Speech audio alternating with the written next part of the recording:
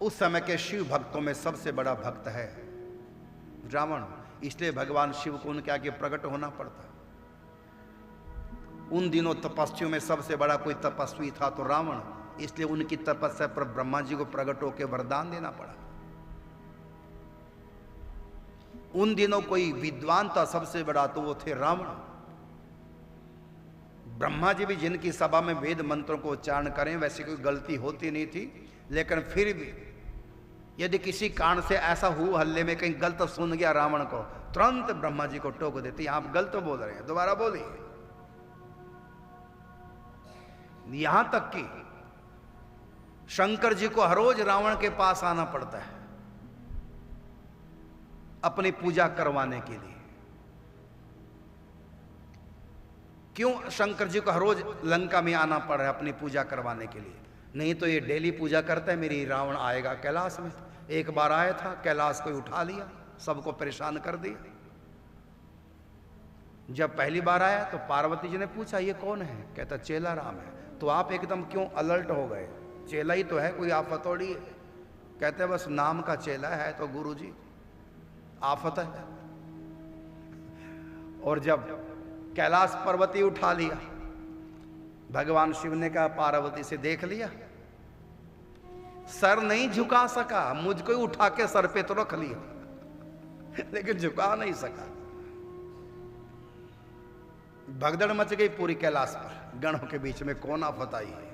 कुछ ऐसे भी चेले होते हैं जब वो आते हैं आश्रम में तो सब अलर्ट हो जाते हैं कि आफत आई है।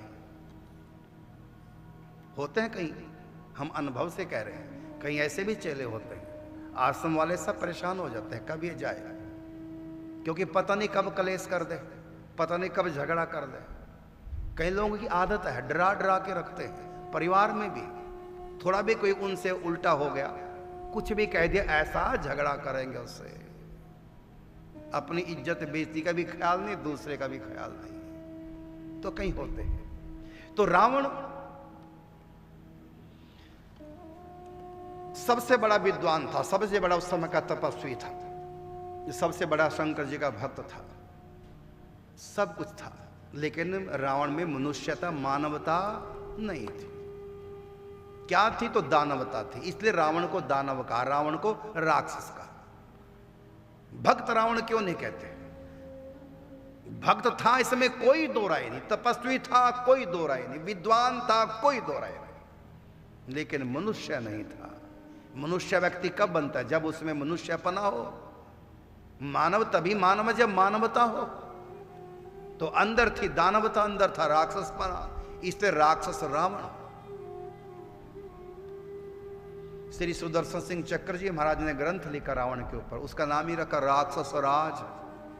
रख देते भगत रावण, राजा रावण, लेकिन क्या नाम रखा? राक्षस राज, राक्षसों का राजा। तो राक्षसों का राजा भी राक्षस ही होगा, मतलब सीधा सीधा।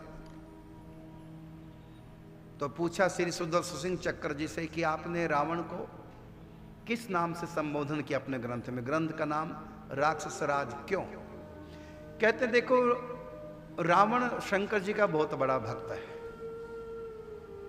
और शंकर जी मेरे पिताजी हैं, मेरे बाप का भक्त है, अपना ही है, गैर तो नहीं है। इसलिए राक्षस कहने में मेरे को थोड़ा सा डर लगा, क्योंकि भक्त बहुत बड़ा है, विद्वान बहुत बड़ा, तपस्वी बहुत बड़ा। तो भक्त में कोई कमी भी क्यों ना हो, तब भी कमी देखनी नहीं चाहिए, ऐसा हमने वैष्णव ग्रंथों में पढ़ा सुना है। तो हमने सोचा कि इस ग्रंथ का नाम जिसमें रावण का पूरा दे रखा है बायोडाटा, यदि रावण को भगत कहूं तो लोग ऐतराज करेंगे, ये काहे का भक्त भाई? क्या भक्त ऐसे होते हैं? तो भक्त समाज को ये स्वीकार नहीं। यदि राक्षस कहूं ये मुझको स्वीकार नहीं, क्योंकि भक्त में यदि कोई कमी भी हो, जैसे गाय सींग मारने वाली हो, लात चलाने वाली हो और सींग मारकर एक व्यक्ति का पेट फाड़ दिया, व्यक्ति मर गया, तब भी गाय माता रहेगी, तब भी वो पूजनीय रहेगी, तब भी हम उसको हत्यारी नहीं कह सकते।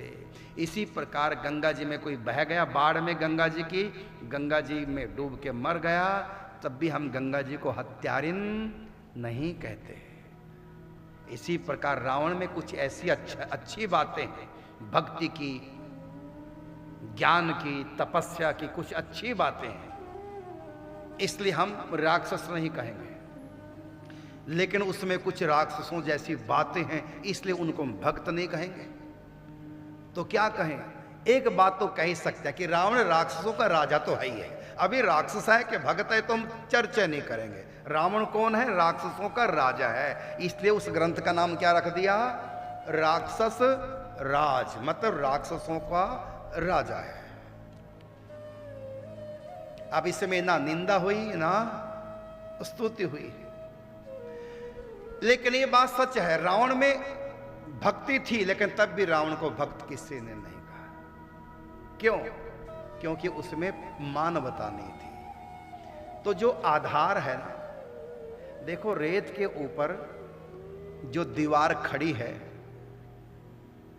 और उस पर छत डाल दी गई, क्या उसमें कोई अंदर जाना पसंद करेगा, रहना पसंद करेगा, सोना पसंद करेगा? नींव खोदी नहीं, बालू के ऊपर ऐसी उठा दी बस,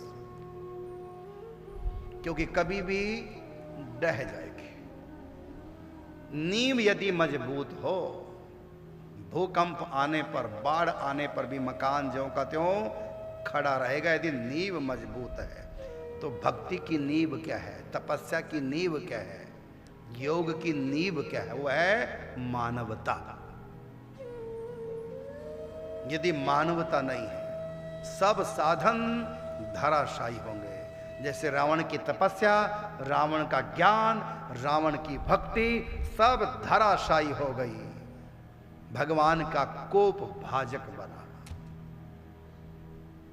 इसी प्रकार से मनुष्यता यदि हमारे भीतर नहीं है, किसी भी प्रकार की कोई साधना करो, अंत में गिरना पड़ेगा, गिरना पड़ेगा, गिरना पड़ेगा।